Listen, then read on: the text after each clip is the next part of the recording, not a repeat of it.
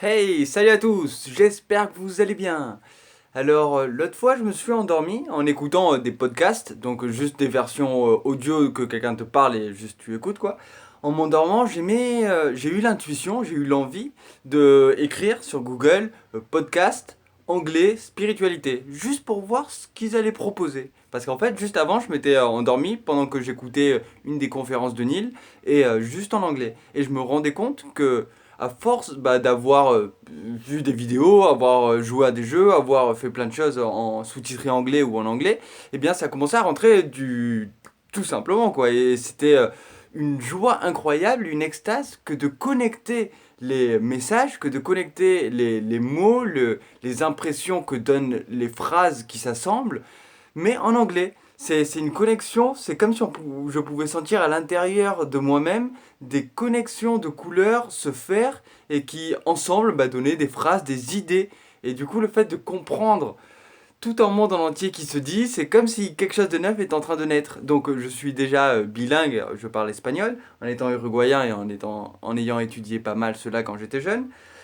Eh bien, le fait d'avoir écouté ça et de me rendre compte que là, je pouvais enfin écouter et comprendre 90-95% et que le reste, je le comblais avec comme si c'était des équations, un point d'interrogation qui reste et il devient, grâce à l'intuition, possible de résoudre le mystère d'une certaine manière et comprendre le tout. Et du coup, c'était vraiment fabuleux de sentir l'énergie de la personne raconter son badass faire une entreprise avec une énergie badass, quoi, d'une certaine manière mais raconter tous ses engagements à elle, parce que c'était une personne qui parlait, une fille en ce point-là, de sa vision des choses et de son énergie que je pouvais ressentir, c'était juste merveilleux. Donc j'avais mis un truc que ça s'arrête au bout de 45 minutes, l'ordi tout seul, comme ça après il s'éteint tout seul. Et bah j'ai juste dû relancer 45 minutes de plus tellement je voulais pas m'arrêter de prendre cette énergie et de la ressentir. Donc du coup, elle avait abordé certains sujets qui m'ont semblé très intéressants, dont le fait de à quel point investir ses histoires personnelles à l'intérieur de YouTube pour raconter ces histoires et avoir un feeling, un ressenti authentique avec le public, avec son audience d'une certaine manière. Mais il y a quelque chose qui là ne m'avait pas parlé parce que mon but si je fais tout ça, c'est pas principalement de arriver à très vite augmenter le nombre de vues, à très vite augmenter le nombre d'abonnements, à faire une percée d'une certaine manière. Parce que d'une certaine manière, oui, j'en ai peur, je veux dire, je m'en mets pas à fond à 100% à ça, parce que j'ai d'autres passions aussi. Mais avant tout, pour le garder comme plaisir, j'ai un peu de mal, je mets plus de distance entre les histoires vraiment personnelles et ce qu'on va raconter. D'ailleurs, à mon sens, ça ferait un petit peu comme un épisode de Black Mirror. On irait fort loin dans l'envie de raconter toujours plus des choses extrêmes et des choses qui en temps normal ne se feraient pas, pour justement rentrer dans des rouages de cette mécanique de toujours plus l'inconnu, toujours plus surprenant, toujours plus à faire du buzz, toujours plus à épater d'une certaine manière. Alors que le vrai but profond de ces vidéos, c'est pas de atteindre quelque chose par des reconnaissances extérieures, mais c'est de sentir qu'en soi-même, on envoie le message qu'on veut vraiment envoyer. D'où l'intérêt pour moi de la spiritualité et de donner à chacun l'opportunité, le pouvoir de s'intéresser à nos mécanismes énergétiques, de s'intéresser à comment on fonctionne et de s'intéresser à vers où on veut tendre. Donc, pour en revenir à ce partage d'histoires personnelles très touchantes, on va dire par exemple les ruptures ou les problèmes familiaux ou certains traumatismes qui sont arrivés dans les vies, etc. C'est vrai que ça peut beaucoup rapprocher avec les gens et toucher parce qu'au fond, dans les histoires que l'on raconte à travers les romans, à travers les poèmes, à travers les nouvelles, il y a beaucoup de la condition humaine. C'est la base même de ce qui nous rapproche, de ce qui nous lie et de ce qu'on veut faire ressentir à travers toutes ces énergies et ces histoires aux personnes. Et bien, en ce sens, je pense que c'est là où l'équilibre peut être précaire. C'est-à-dire, quand je parlais de l'épisode de Black Mirror, qu'on peut envoyer une espèce de folie à travers tout ça si on l'a pas bien géré. Donc pour ce qui est des histoires personnelles, c'est toujours bien, je veux dire, de l'exprimer, comme il dit dans les conversations avec Dieu. Ce qui ne s'exprime pas s'imprime. Et c'est à nous de l'exprimer. Donc quand il dit l'exprimer, il dit c'est pas quand tu es fâché avec quelqu'un, tu dois absolument tout lui envoyer sur la gueule et tout te mettre directement en mode conflit. Non. Le but, c'est de l'exprimer, le faire sortir de nous. Comment? Eh bien, on peut écrire pour soi-même, on peut le faire passer à travers de l'art, encore une fois, qui sera par exemple sous forme de musique, juste en se jouant soi-même les musiques, ou en les sortant, bien sûr. Mais dans tous les cas, elles ont été enfantées, l'art a été extrait de nous-mêmes.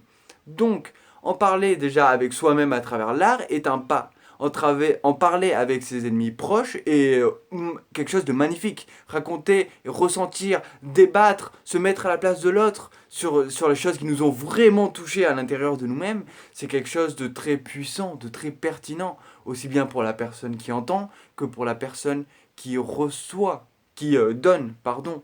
Parce que les deux, c'est un échange et à un plus haut niveau, comme il le dit dans les CAD, nous ne formons qu'un. Donc dans tous les cas, c'est un team play, c'est un travail d'équipe. Donc dans tous les cas, c'est magnifique. Mais si on le pousse trop loin, peut-être que tout le sortir d'une manière complètement publique signifierait d'un certain sens enlever toute partie privée de sa vie. Et je pense que c'est un juste équilibre, qu'il y a plein de choses privées dont on peut en parler, pour le rendre public et justement l'enlever privé. Rappelez-vous, dans les conversations avec Dieu, il est pour la transparence au niveau de plein de choses. Par exemple, au niveau des affaires, chaque entreprise devrait dire combien elle gagne, combien elle utilise, combien est le coût de ça, combien il paye ses employés, etc. Et sur tous les produits. Comme ça, on aurait un choix beaucoup plus pertinent pour choisir. Mais il dit, ça ne veut pas du tout dire que l'on devrait, chaque pensée devrait être partagée avec chaque personne. Non, il y a une sphère que l'on garde avec nous-mêmes. Mais ça n'empêche pas de partager ce qu'il y a de plus authentique en nous, de ce qu'on a envie en fait de dire, autant ce qu'on voudrait dire à un ami proche que parfois on veut le dire d'une certaine manière au monde entier. C'est-à-dire à quiconque serait prêt à recevoir cette énergie. Prêt dans le sens avoir envie, pas prêt d'une autre manière. Du moment qu'on en a envie et que la chose arrive, que vous avez reçu ce message, que vous êtes en train de m'écouter, ben déjà c'est qu'il y a eu une direction, des jonctions qui se sont faites pour en arriver là et que vous aviez envie puisque vous m'écoutez encore. Donc le but c'est de voir à quel point ça résonne en nous, à quel point on a ce ressenti-là, qu'on a vraiment envie de partager cette chose. Et du coup, je pense qu'il faut faire attention avec les réseaux sociaux, autant plus avec les très jeunes qui auront tendance à vouloir beaucoup de reconnaissance extérieure et qui du coup perdront cette notion-là de à quel point il est sain pour moi de parler de telle chose et de parler d'autres, à quel point il est pertinent, etc. Mais pour ça, bien sûr, il faut de l'expérience, il faut du vécu, il faut s'essayer, il faut des erreurs, il faut des retours sur des autres qui vont, des amis, des gens d'ailleurs, qui vont donner des retours pour vérifier si la personne en question a une empathie assez forte pour comprendre ce qu'elle fait ressentir. En tout cas, si elle s'en intéresse, de au moins savoir ce qu'ils ressentent. Peu importe si le message a été bien transmis, puisque c'est la base d'abord que le message que l'on veut soit transmis, et ensuite la personne l'interprétera comme elle veut. Et ça, c'est un plaisir qui va dépendre de tout un chacun, comme le plaisir de s'intéresser à la spiritualité ou comme le plaisir de tendre vers le développement, développer ses passions, par exemple, ce que vous aimez, pour un jour avoir assez de force de tout ça pour le sublimer en fait. Le sublimer tout simplement en ce que vous pourriez rêver, désirer. Donc cette notion-là d'authenticité à travers des histoires personnelles puissantes, je pense que c'est une très bonne chose. Et elle m'a inspiré vraiment d'un à faire cette vidéo et de deux à vous parler et à moi-même raisonner sur tout ça. Donc je pense que pendant mon voyage, dont je vais vous parler dans la prochaine vidéo et que je lancerai définitivement là, eh bien, je vais aller encore plus profond au niveau des histoires personnelles en essayant de trouver le propre équilibre entre ce que je veux vraiment dire et ce que je pense que si je désire de le garder de mon côté privé, c'est de mon entière liberté et que c'est tout aussi parfait. Mais c'est vrai que de la même manière que je me suis parfois empêché d'écrire des nouvelles parce que j'avais l'impression qu'elles correspondaient trop à ma vie, ou d'autres choses, je me dis d'un autre, mais non, si on écrit, c'est justement pour envoyer l'énergie de schémas sociaux qui sont importants pour nous et dont on veut qu'il y ait un écho, qu'il y ait ce ressenti parce que ça nous a touché et qu'on sent que ça pourrait toucher d'autres gens de la même manière. Et du coup, que c'est juste de l'amour, en fait, un message qui est envoyé. Donc en ce sens, c'est un équilibre très subtil, comme quand on serait sur la corde et quand on devrait trouver cet équilibre-là. Donc, je ferai des histoires, à mon sens, hein, après je me mets aucune obligation, c'est juste de l'intuition, encore plus personnelles sur certains sujets, sans dénigrer les autres, sans les mettre non plus en relief, c'est-à-dire les pointer du doigt, quoi, tout simplement, donner des prénoms, des noms, etc. Et juste parce que je pense qu'il est important de faire. Comme dans mon voyage, je serai avec beaucoup moins d'internet et beaucoup moins de nature, je risque de faire de temps en temps quelques vidéos dehors qu'ensuite je ferai un, un montage pour faire exactement le message que je voulais transmettre avec quelques bouts de écrit et quelques bouts de intuitif, de improvisation. Parce que là, par exemple, j'avais l'idée en tête, donc c'est 100% improvisé, avec juste l'idée de base. Et d'un autre côté, je ferai des écrits directement sur cahier pour envoyer des poèmes quand j'aurai les connexions à nouveau, la connexion internet à nouveau, et les connexions intuitives aussi, hein, bien sûr. Et une nouvelle qui est en cours d'écriture juste pour le fun parce que j'ai envie de la partager. Et comme j'aurai la guitare, ben forcément des musiques et forcément du coup encore des histoires à travers les musiques et des histoires à travers les mots et des histoires à travers les deux. En sachant qu'on peut mélanger tout ça et le rendre à